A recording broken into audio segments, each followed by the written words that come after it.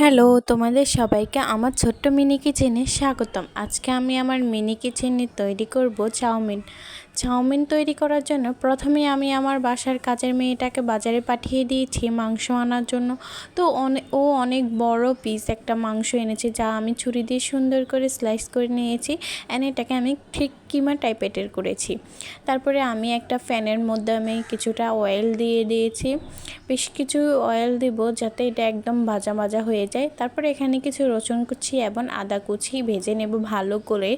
যখন এগুলো একদম লালচে লালচে ভাব হয়ে যাবে তখনই কিমাটাকে এখানে ঢেলে দিতে হবে।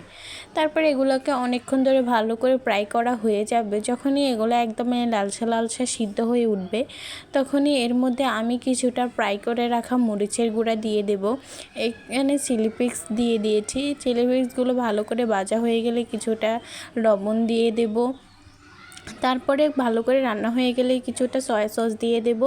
এগুলোকে সুন্দর করে ভাজা হয়ে গেলে যখন একটা গুড স্মেল বার হবে তখনই এখানে সাদা তেল দিয়ে দেব।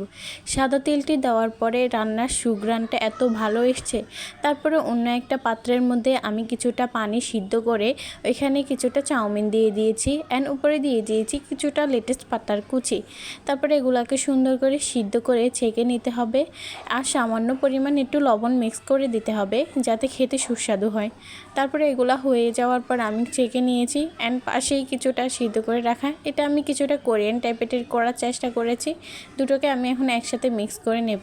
মিক্স করার পর এখন আমি ট্রাই করব। আমার কাজে মেয়েটাকে অনেকবার ডাকার পরও আসে না, তো আমি একাই খেয়ে নেব। আল্লাহ হাফেজ।